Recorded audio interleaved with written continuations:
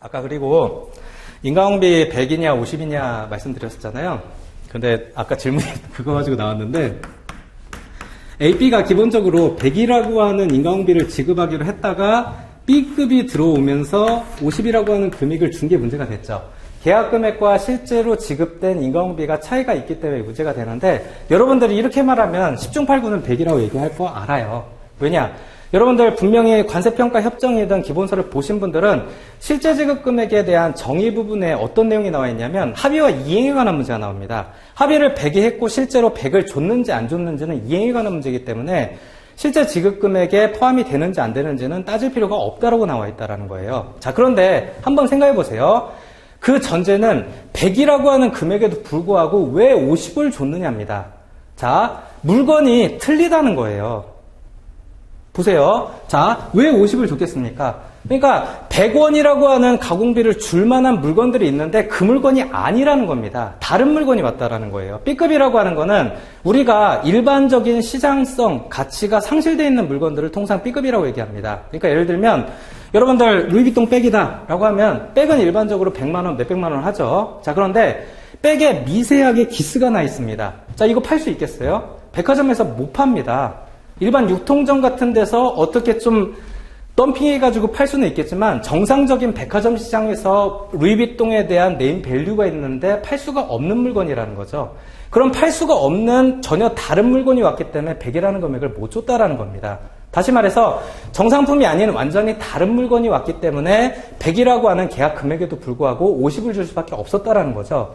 그럼 그 50이라고 하는 금액이 해당 수입 물품에 대한 가치 산정을 A와 B 간에 했다라는 얘기가 되는 겁니다. 그렇기 때문에 실제 지급 개념에 오히려 더 부합하는 단순한 이행의 문제라고 치부할 수가 없는 형태라는 거죠. 자, 이런 경우면 1방법을 배제했을 때도 2방법, 3방법도 안 된다고 얘기하셔야 됩니다. 왜냐?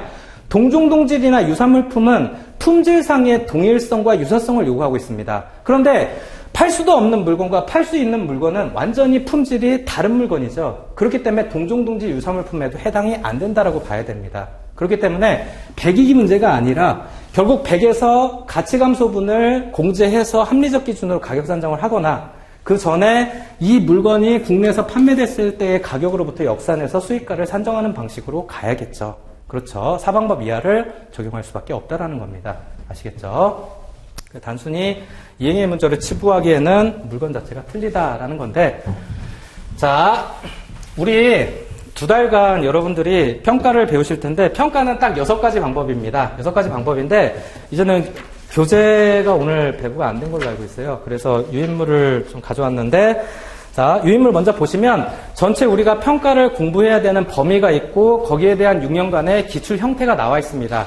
어디서 기출이 됐는지인데, 자, 첫 번째 보시면 평가 총설, 기본 원칙, 수출 판매, 직접 지급, 간접 지급, 수수료 중개로 쭉쭉쭉쭉 나오죠. 그게 이제 강론적인 부분에서 여러분들이 2달간 공부하셔야 되는 내용들입니다. 자, 그런데 기출 빈도를 한번 보자는 겁니다. 10년부터 6년간 기출된 내용을 보면 앞에 평가 총설, 기본 원칙 쪽은 아직 한 번도 시험에 안 나왔습니다. 자, 그런데 수출 판매는 이제 작년에 처음 나왔고요.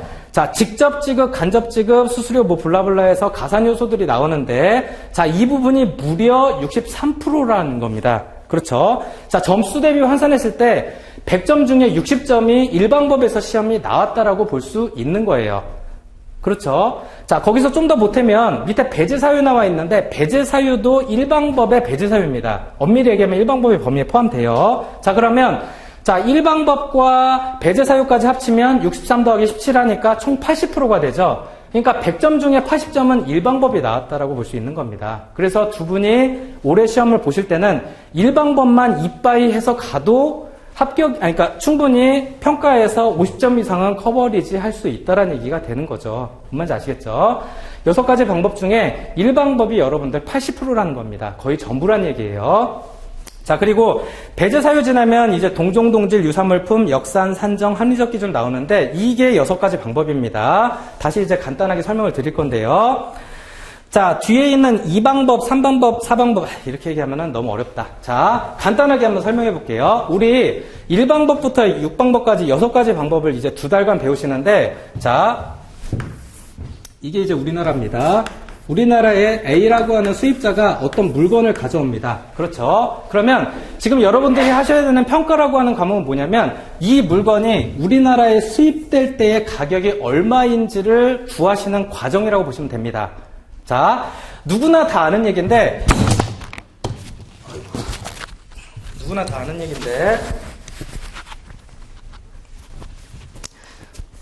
그러니까 교과서 외적으로 그냥 쉽게 한번 풀어볼게요.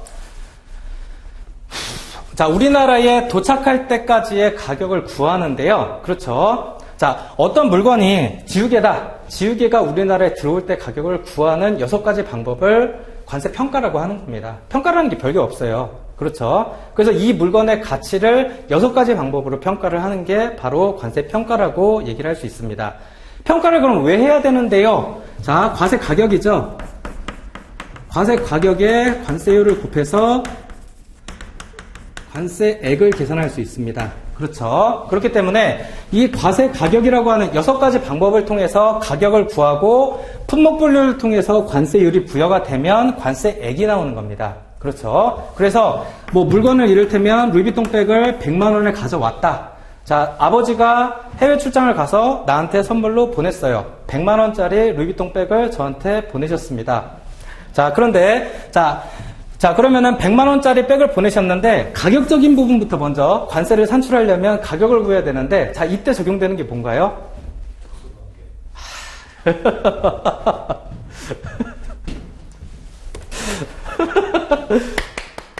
좋습니다. 한 번도 생각해보지 않은 쟁점이라 깜짝 놀랐네. 술 판매부터 다뤄야지. 아버지가 나한테 돈 받고 팔았겠어요? 그렇죠. 자, 특수관계도 맞아요. 자, 친족관계이기 때문에 특수관계가 성립되고, 그럼 영향을 미쳤다라는 건 어떻게 판단할 거예요? 자, 일방법에 의한 가격을 구하는데, 아버지가 나한테 선물을 보내면서 이거를 돈을 보내라라고 하셨겠어요? 그렇죠. 아니죠. 선물로 준 거기 때문에 정말 호의에 의해서 물건을 보내준 거지 않습니까? 너 가져라 라고 보내신 거잖아요. 그러다 보니까 판매가 아닙니다. 거래 가격 자체가 없는 무상수입 물건이에요. 무상수입 물건이다 보니까 거래 가격이 배제돼서 이 방법 이하로 내려갑니다. 그렇죠. 그러면 나 말고 다른 루이비통 백을 돈 주고 사서 갖고 온 직구 형태의 수입이 있겠죠. 그게 100만 원이 있었다라고 칩시다. 그러면 이 방법에 의해서 100만 원으로 과세가격 산정을 한다라고 얘기하는 겁니다. 지금 여기까지가 평가예요. 뭔 말인지 아시겠죠?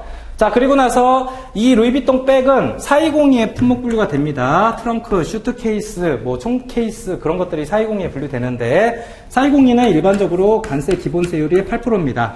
자, 그럼 100만 원에 8%를 곱해가지고 8%가 나오려면 4202 품목 분류를 해야겠죠. 그래서 트렁크 케이스, 아키 케이스, 총 케이스 뭐 블라블라해서 4202의 호의 용어에 의해서 품목 분류를 하는 겁니다. 그게 법적인 목적상의 품목 분류가 되는 거예요.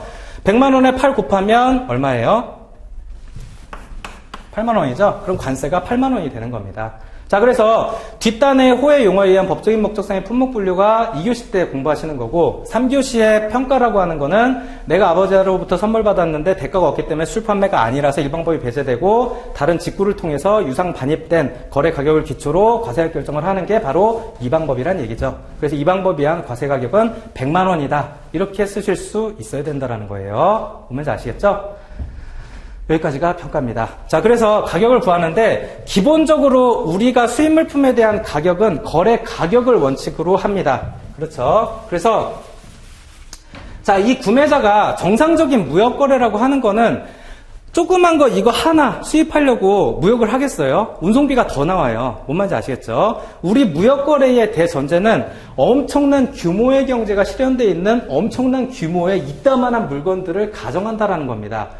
미국에서 우리나라로 오는 운송료가 200만 원인데 적어도 물품 가액이 200만 원 밑은 아닐 거라는 거죠. 뭔 말인지 아시겠죠? 대량의 물건, 규모가 큰 물건들이 수입된다라는 가정하에 그럼 그 물건에 대한 가치를 자, 단순하게 100만 원짜리가 아니라 정말 규모가 크고 비싼 물건들을 우리나라 수입자가 갖고 오는데 얘가 아무 근거 없이 갖고 왔겠어요? 가격에 대한 협상을 한 번도 안 했을 거라고 보십니까? 적어도 10억, 100억짜리 물건을 갖고 오는데 해외에 있는 B, C, D라고 하는 여러 공급업체로부터 비딩을 받겠죠. 정상적이면. 여러분들 홈쇼핑 하나만 해도 다나와 닷컴 같은 거 이용해가지고 가격 비교해서 가장 싼 데를 찾으시지 않습니까? 하다못해 통닭 하나 시켜도 그렇게 시키는데 100억짜리 1000억짜리를 사갖고 오면서 어찌 그냥 B로부터 얼마야 100억 오케이 그렇게 하지는 않을 거라는 거죠. 이런 협상을 통해서 이 수입하려는 물건의 가치가 어느 정도 정확하게 반영된다라고 보는 겁니다. 뭔 말인지 아시겠죠? 그래서 자 물건을 수입할 때 기본적으로는 인보이스 금액을 기초로 과세 가격을 합니다. 자 이게 바로 일방법입니다.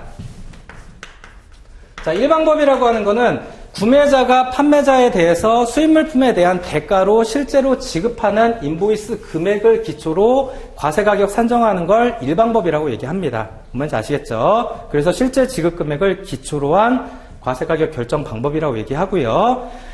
자, 그런데 인보이스 금액만 가지고 설명이 안 되는 경우가 있을 수 있다는 거예요. 물품에 대한 가치가 200만 원인데 자, 인보이스에 100원만 찍혀 있는 경우가 있을 수 있다라는 겁니다. 자, 그런 경우가 대표적으로 어떤 거냐면, 자, A가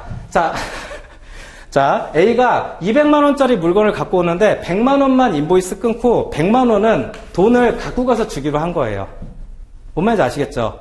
자, 100만 원을 돈으로 갖고 간다? 이거 외국환거래법상 어떻게 되나요? 신고해야 돼요? 왜요? 금액이 너무 작아? 금액 기준이 얼마예요? 그렇죠. 그렇죠. 자, 1만 불 이상의 지급수단을 휴대반 출입할 때는 세관장한테 반드시 외국환거래법상 신고를 하게 되어 있습니다. 그렇죠. 100만 원이니까 지금 신고를 안 해도 되는데 100만 원이 넘어간 1000만 원, 1만 불 이상 초과하는 지급수단을 휴대반 출입할 때는 세관장 신고를 반드시 안 하면 외국환거래법 위반이라는 거죠. 그렇죠. 자, 근데 그게 중요한 게 아니고 자, 얘가 어찌된 이유로 100만 원은 인보이스를 끊어서 별도로 주고 나머지 100만 원은 돈을 직접 들고 가서 줘버린다라는 겁니다. 자, 그러면 세관 입장에서는 돈 나간 게 은행을 통해서 나간 건 100원밖에 없다 보니까 이 물건에 대한 가치가 100원인지 200원인지 통계가 안 잡히겠죠. 그렇죠. 그렇기 때문에 사실 신고 규정을 갖고 있는 거예요. 1000만 원 이상. 자, 그래서 이런 식으로 자, 물품에 대한 가치가 적절히 반영이 안 돼 있을 때 이걸 조정하게 돼 있습니다. 그 조정할 수 있는 여지를 남겨둔 게 첫 번째가 간접 지불입니다. 자, 그리고 법정 가산 요소예요. 자, 예를 들어서 나이키 상표가 부착되어 있는 나이키 신발을 나이키 상표가 없는 신발과 똑같은 돈을 주고 살 수 있을까요? 제가 볼 때는 어렵다라고 봐요. 이를테면 자, 이런 때 가장 예시 들기 좋은 게 사실 SK 브랜드 쪽 의류거든요. 여러분들한테 친숙한 유니클로, 그렇죠. 자라, 그리고 H&M. 근데 이제 문제는 비싼 게 없죠. 중저가 브랜드다 보니까 약간 좀 그 피부로 와닿는 그런 게 없어서 나이키 신발은 여러분들 20만 원 이상은 적어도 줘야 살 수 있는 거잖아요. 그렇죠. 그런데 나이키 상표를 부착하지 않은 신발을 20만 원 주고 제정신에 사시겠습니까? 그러진 않을 거라는 겁니다.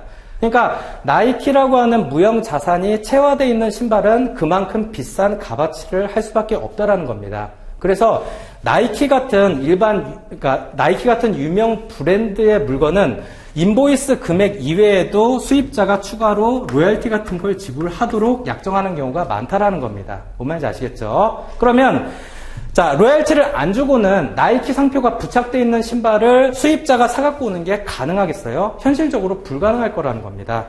그래서 이런 경우에 이런 로열티 금액들을 수입 물품 인보이스 금액에 포함하도록 하고 있는 겁니다. 그게 바로 일방법 하에서의 조정입니다. 로열티에 대한 조정. 그래서 이런 법정 가산 요소들이 뭐 운임도 그렇고 생산지원비도 그렇고 여러 항목들이 있는데 그런 요소들은 기본적으로 자, 인보이스 금액에 포함이 되어 있지 않다라는 전제가 있고요. 별도로 준다는 전제가 있고 그리고 수입 물품에 대한 대가, 수입 물품에 대한 거래 조건으로 준다라는 전제가 깔려 있다라는 거죠. 그러니까 그렇게 얘기하면 되게 어렵고 한마디로 나이키 신발을 로열티 안 주고 사올 수 있겠냐라는 거예요. 못 사온다라는 겁니다. 그러니까 못 사오기 때문에 사오려면 로열티를 줘야 되고 수입 물품에 대한 대가기 때문에 더 해야 된다. 그게 바로 일방법입니다. 뭔지 아시겠죠? 그래서 이걸 가지고 여러분들이 5주 동안 배우실 겁니다. 그러니까 이런 간접 지불과 법정 가산 요소들 항목이 굉장히 많아요. 여러 가지 비용들, 이자 비용, 교육 비용, 그리고 법정 가산 요소의 생산 지원비, 로열티 그런 여러 가지 쟁점들을 여러분들이 배우실 텐데 기본적으로 이런 것들을 왜 과세해야 되는지에 대해서 여러분들이 이해하셔야 된다는 거죠. 뭔 말인지 아시겠죠?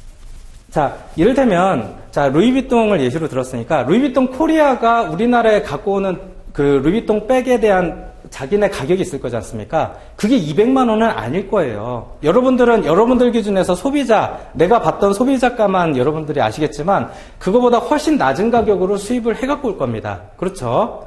그 수입을 해갖고 와서 나한테 비로소 팔게 되면서 200만 원이라고 하는 가격이 형성됐을 거잖아요. 그렇죠? 자, 그런데 이 루이비통 백에 대한 가격이 나는 이를테면 루이비통 코리아가 100원에 갖고 왔다라고 칩시다. 그런데 어떤 이유로든 다른 직접 구매를 통해서 내가 루이비통 코리아를 거치지 않고 다이렉트로 사갖고 오는 경우가 비일비재하겠죠.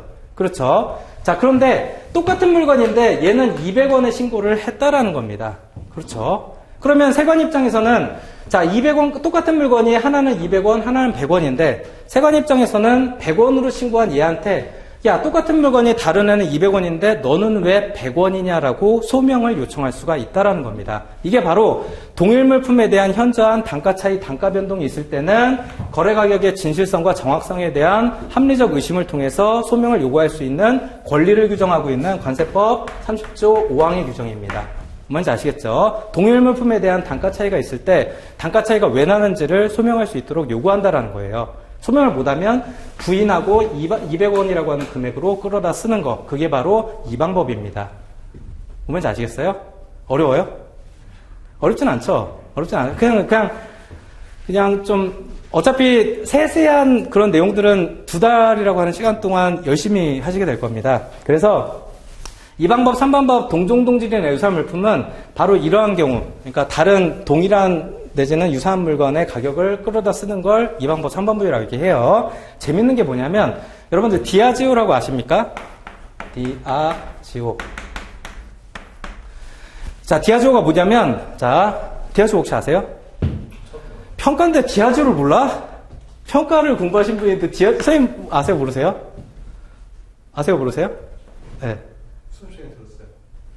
아, 양주 좋아해요? 조니 워커 블랙 윈저 5방법도 있고 6-3방법도 있죠. 네. 이게 디아지오가 뭐냐면 우리나라 주류 수입 업체입니다. 그러니까 우리나라 양주, 여러분들 영국 스카치 위스키 있죠? 스카치 위스키 수입 업체인데 이 업체가 왜 유명하냐면 단일 업체 역대사상 가장 많은 추징을 받은 업체가 디아지오 코리아입니다. 어느 정도 맞았냐면 이 업체의 연간 매출액이 3천억 정도 되거든요. 근데 추징을 6천억 맞았어요. 그러니까 1년 총 매출을 합쳐도 금액이 안 나와버리는 거야. 근데 추징이 6천억이 나와버린 거예요. 그리고 소송을 갔는데 소송 결과가 4천억으로 나왔습니다. 그래서 지금까지 계속 매년 단기순 손실로 해서 메꾸고 있어요. 지금 관세 금액을. 근데 왜 디아지오가 그렇게 아작이 났느냐에 대해서 따져봐야 된다라는 겁니다. 디아지오 뭐예요? 그게 아니라는 거예요. 이게 바로 평가에 관한 문제입니다. 왜냐하면 자, 종래에는 자, 디아지오 코리아가 뭐냐면 조니 워커 블랙 윈저 아세요? 임페리얼 양주 그렇죠. 자, 조니 워커 블랙 윈저 먹어봤어요? 술을 안 아이, 뻥까지 말고. 네? 그렇게 얘기한다고 지금 동영상을 보시는 여러 수강생들께서 쟤 진짜 범생이네 막 그러시겠어요? 네? 최석인 선생님. 문제가 된 게 뭐였냐면 양주 수입을 하는데 원래는 이제 우리나라에 특수관계자가 아닌 다른 제3의 독점 수입 업체가 있었어요. 그게 이제 두산이었습니다. 여러분들 두산 오비맥주 여러분들 기억나시죠? 그러니까 원래는 특수관계가 아닌 두산 오비맥주에서 조니 워커 블랙 윈저를 수입할 때는 1,000원에 수입을 해왔습니다. 그런데 우리나라에 디아지오 영국에 본사가 있는데 디아지오 코리아가 설립되고 나서 똑같은 조니 워커 블랙 윈저를 갖고 오기 시작하는데 특수관계자가 아닐 때는 1,000원에 갖고 오다가 특수관계자가 되니까 갑자기 200원에 갖고 오기 시작했다라는 거예요. 무려 가격이 마이너스 80%입니다. 뭔지 아시겠죠? 그러다 보니까 자, 뭔가 좀 이상하죠? 똑같은 물건인데 1,000원짜리 양주가 갑자기 특수관계자가 수입하면서 200원이 되면서부터 시작됐던 겁니다, 문제가. 그런데 이제 문제가 뭐냐면 여기서부터 이제 꼬이는 거야. 어떤 거냐면 디아지오 코리아가 특수관계자가 낮은 가격의 양주를 갖고 오는데 갖고 오다가 어떤 신고를 하냐면 잠정가격 신고를 합니다. 자, 자, 잠정가격 신고라는 게 뭐냐면, 자, 나는 200원이라고 하는 내 양주 수익 가격이 특수관계 영향을 본인이 받았다라고 판단해버려요. 뭔지 아시겠어요? 세관에서 나와서 두들긴 것도 아닌데, 내가 먼저 제 가격은 특수관계 영향을 받아서 200원이 아닙니다. 재산정을 하겠습니다라고 해서 난데없이 1방법, 2방법, 3방법, 4방법, 5방법, 6방법 있지 않습니까? 5방법을 적용해서 확정신고를 해버립니다. 자, 5방법이라고 하는 건 뭐냐면 1방법은 여러분들 인보이스 금액을 기초로 하죠. 그렇죠. 근데 5방법이라고 하는 거는 수출자의 제조 원가에다가 수출자의 이윤 그리고 이게 우리나라에 수입될 때까지 발생하는 운임들을 합산한 금액을 얘기합니다. 자, 그러니까 얘의 원가, 얘의 이윤 그리고 여기까지의 운송비를 합산해서 이 가격을 만든다라는 거죠. 그렇죠. 산정가격이라고 얘기합니다. 컴퓨티드 밸류라고 얘기하는데 산정가격으로 해가지고 난데없이 5방법으로 신고를 하는데 5방법으로 해가지고 이 200원이라고 하는 금액보다 약간 높은 300원의 가격 신고를 했다라는 거예요. 자, 그리고 나서 관세청이 가가지고 자, 300원 아니다라고 해버립니다. 그리고 난데없이 900원이라고 하는 금액을 갖고 와서 때리기 시작합니다. 자, 이 900원이 뭔지 아십니까? 바로 임페리얼 수익 가격입니다. 조니워커 블랙과 임페리얼이 똑같은 양주라고 보세요. 똑같은 양주는 양주지. 그러니까 양주라서 개인적으로는 양주를 별로 안 좋아하거든요. 근데 자 보세요. 자 900원이라고 하는 가격은 어떻게 나왔냐면 자 우리나라의 이 양주는 두 개 시장으로 과점 시장입니다. 우리나라의 양주 수입업체들 막 짜잘한 데들 다 빼면 주류 메이저 시장은 디아지오랑 임페리얼이 어디였지? 페르노리카라고 하는 두 개 업체의 양분된 시장입니다. 거의 시장의 80%를 얘하고 얘 둘이서 먹고 팔고 하는 시장이에요. 이 물장사 시장은 뭔지 아시겠죠? 그 가장 큰 도매업체들인데 특이점이 뭐냐면 얘는 특수관계 영향을 받았다라고 해서 5방법 신고를 했고요. 얘는 아크바 승인을 받아버립니다. 아크바가 여러분들 특수관계자간 과세결정방법 상신한데 그거는 이제 나중에 배우기로 하고 세관에서 승인된 가격을 갖고 있었다라는 거예요. 900원이라고 하는. 뭔지 아시겠죠? 그러니까 관세청에서는 얘네가 산정가격으로 5방법으로 신고한 가격조차 똑같은 양주인데도 가격 차이가 너무 많이 났다라는 겁니다. 그렇죠? 그러다 보니까 300원이라고 하는 가격을 부인하고 900원이라는 가격을 끌어다 씁니다. 그래서 때린 게 무려 6천억이라는 거예요. 매출액이 3천억 되는 업체한테 6천억이라고 하는 금액을 과세했다라는 겁니다. 자, 그리고 결국 그 지경이 난 거예요. 그 사단이 났는데, 그 사단이 여러분들한테 주는 이슈가 뭔지를 여러분들이 보셔야 돼요. 쟁점 뭐예요? 쟁점은 여러분들 과세가액 결정 방법에 대한 우선순위입니다. 그러니까 뭐냐면, 자, 1방법, 2방법, 3방법, 4방법, 6가지 방법을 규정하고 있다고 했죠. 이 6가지 방법은 순차적으로 적용돼야 됩니다. 1이 적용이 안 되면 2로 가고, 2가 안 되면 3으로 가고, 3이 안 되면 4로 가는 식으로 순차적으로 적용돼야 되는데, 자, 디아지오는 1방법을 자기네들이 못 쓴다고 했죠. 그리고 5로 내려갔습니다. 그렇죠. 5로 내려갔는데, 자, 관세청은 이 5로 산정된 가격조차 인정을 못 하겠다라는 거예요. 인정을 왜 못 하냐? 이 300이라고 하는 금액을 왜 못 한다냐고 했냐면, 얘기가 굉장히 길어지는데, 간단하게만 설명드릴게요. 양주가 여러분들, 양주의 특성이 뭐냐면, 10년산, 15년산, 20년산, 25년산, 가죠. 이게 뭡니까? 이게 뭐예요? 10년산, 20년산, 이게 뭐예요? 양주 그러면은 3년산이랑 13년산이랑 어느 게 더 비싸요? 연수가 높은 게 비싸죠. 왜 비싸요? 숙성? 그렇죠. 숙성이에요. 그러니까 창고에다가 오크통에다가 양주 원액을 넣고 그거를 창고에다가 장기간 반입해가지고 숙성시키죠. 그렇죠. 이게 양주의 특성입니다. 자, 그런데 숙성 비용이 원가 비용에 포함이 안 돼 있다라는 거예요. 양주의 가장 큰 특성은 숙성을 많이 하면 할수록 가치가 높아진다라는 건데 숙성을 1년 한 거나 10년 한 거나 똑같은 원가를 갖고 있었다라는 겁니다. 그러다 보니까 너네 원가 자체가 신뢰가 안 간다라고 했던 거예요. 자, 5방법이 적용이 안 됩니다. 그럼 6으로 내려가겠죠? 자, 6으로 내려가게 되면 자, 6에서 6-1, 6-2, 6-3 다시 내려오게 돼 있습니다. 뭔지 아시겠죠? 자, 그런데 6-3에 바로 페르노리카가 수입하는 임페리얼 양주 가격이 있었다라는 겁니다. 자, 그래서 관세청은 5방법이 안 되니까 6방법 하에 6-3을 적용할 수 있는 거 아니냐라고 얘기했다라는 거예요. 자, 그리고 디아지오는 당연히 6방법보다 5방법이 과세가격 결정 우선순위가 있다 보니까 5방법을 적용해야 된다라는 거죠. 그렇죠. 수송비용이나 그런 거는 판매관리비에 이미 녹아져 있다라는 거예요. 그거 가지고 주구장창 싸웠던 겁니다. 뭔지 아시겠죠? 그런데 법원까지 갔는데 법원에서 결정을 못 내렸어요. 판결을 못 내려. 왜냐면 이거는 판결 내리면 둘 중 하나는 죽는 거야. 그렇죠? 디아지오가 작살나거나 아니면 관세청이 작살나거나 둘 중에 하나 작살날 것 같으니까 도저히 안 되겠다. 이건 너네가 그냥 그러니까 화해해라. 그래서 중간점을 찾아라라고 해서 6천억을 4천억으로 줄이고 끝내버렸죠. 뭔지 아시겠죠? 그래서 그러니까 이 평가 이슈가 여러분들한테 던지는 화두가 뭔지를 한번 생각해 보시라는 거예요. 두 가지를 말씀드리고 싶은데 과세가격 결정 방법의 우선순위입니다. 5방법과 6방법에 대한 경합. 그렇죠? 그럼 이런 경우에 여러분들이 판사라고 하면 어떤 판단을 하시겠습니까? 시험 문제에 만약에 5방법에 대한 산정 가격이 불안전하다고 가정하고 6-3방법에 대한 가격 주면서 가격을 과세가격 한번 산정해봐라. 과세가격 결정 방법이 뭐고 과세가격이 얼마인지 산정해봐라 라고 하면 여러분들은 답안을 어떻게 쓰시겠습니까? 그게 첫 번째로 여러분들한테 던지는 화두고요. 두 번째는 뭐냐면 조니 워커 블랙 윈저와 임페리얼이 어떻게 동종동질 유사물품이냐는 겁니다. 유사물품이라는 게 뭐예요?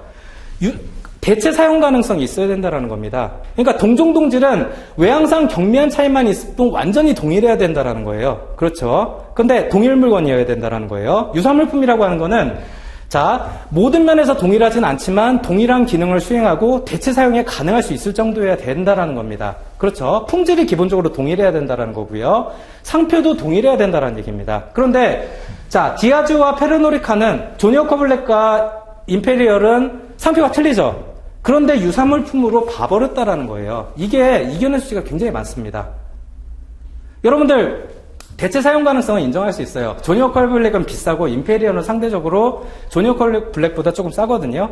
그러니까 한마디로 얘기해서 그러니까 좋은 데 가시면 드시는 게 조니 워커 블랙이고 편의점에서 사서 드시는 게 임페리얼이에요. 그러니까 나이트를 갔는데 그 부킹을 하고 싶어. 그러면 조니 워커 블랙을 한 병 시키고요. 근데 이제 부킹이 안 됐어. 그럼 친구들끼리 갈 데 없으니까 나가서 편의점에서 사는 게 임페리얼이에요. 그런데 그게 대체 사용 가능성이 있다라고 본 겁니다. 관세청 입장에서. 근데 여러분들은 동의하세요? 이걸 유사물품으로 보실 수 있겠어요? 그런 거에 대한 화두를 던지는 게 바로 평가입니다. 그래서 자, 이런 문제가 시험에 나오지는 않겠지만 만약에 시험에 나오면 여러분들이 쓰셔야 되는 내용은 결국은 어떤 사안에 대한 평가 방법이 뭔지를 먼저 확정지어야 된다는 거예요. 그러니까 6가지 방법이 있는데 1방법부터 총 6가지 방법 중에서 어떤 평가 방법을 쓸 건지에 대한 판단이 여러분들한테 들어가줘야 된다는 겁니다. 1방법 하에서 가격이 얼마다. 자, 두 번째는 평가 방법을 확정하면 그 다음에는 과세 비과세 여부에 대한 판단을 합니다.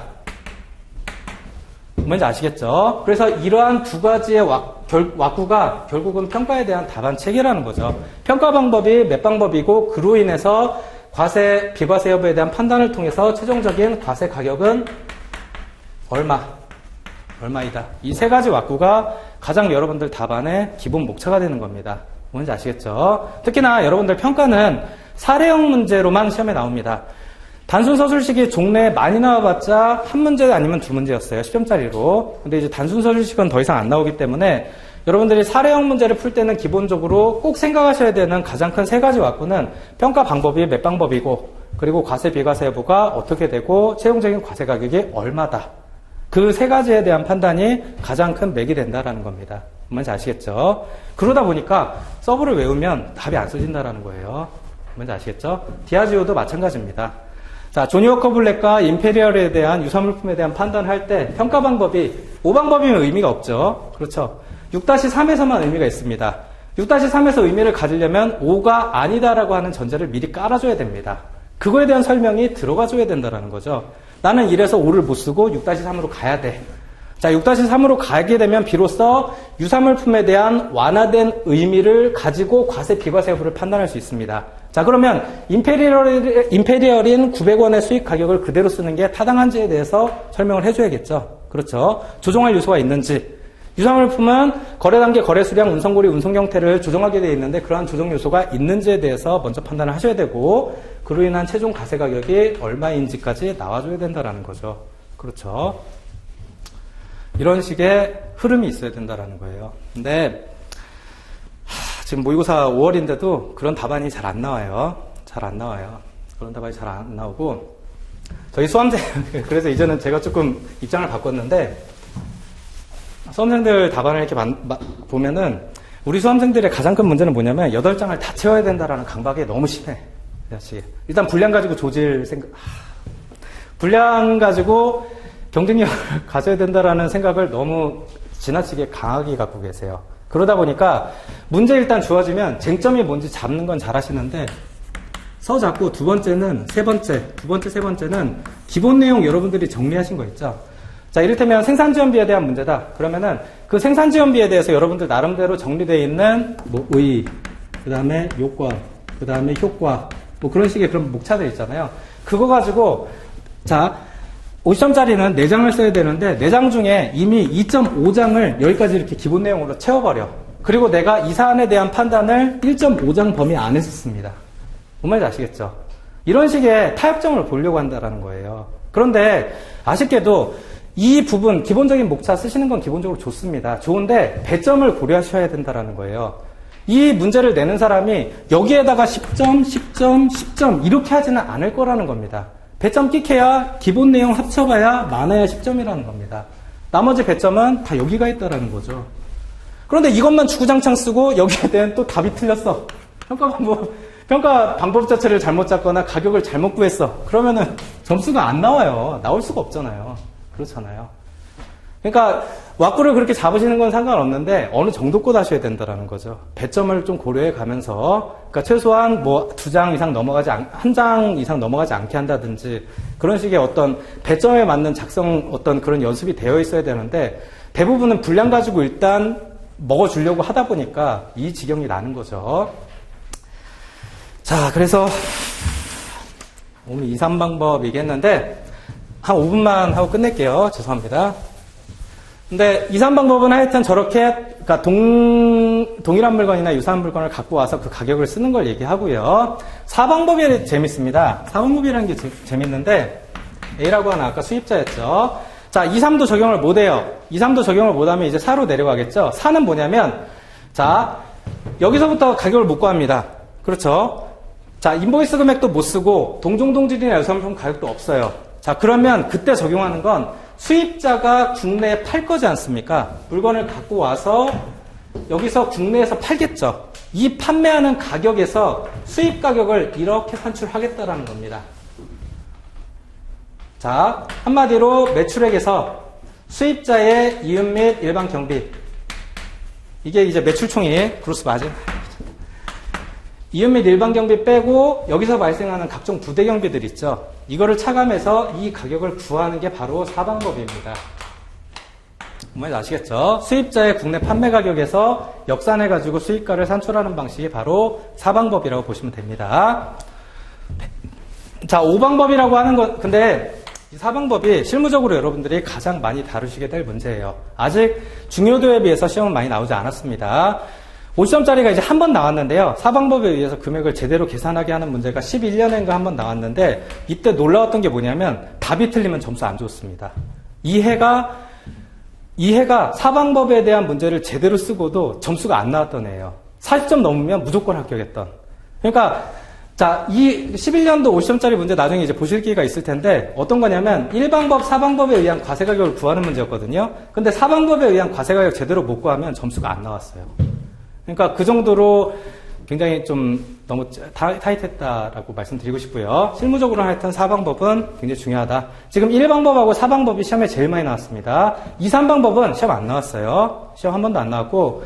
자, 5방법은 아까 말씀드렸죠. 원가에서부터 산정해가지고 이렇게 수익가를 산출하는 방식을 5방법이라고 얘기하는데 5방법은 시험에 안 나왔고 안 나올 겁니다. 나오더라도 10점짜리 정도 나올 거예요. 그리고 6방법은 이러한 지금 앞에서 봤던 5가지 방법이 다 안 됐을 때 합리적인 방법을 한번 찾아보자는 게 바로 6방법입니다. 아시겠죠? 그래서 총 그 6가지 방법을 2달간 뺑이 쳐가면서 배우실 거라는 거죠. 그렇죠.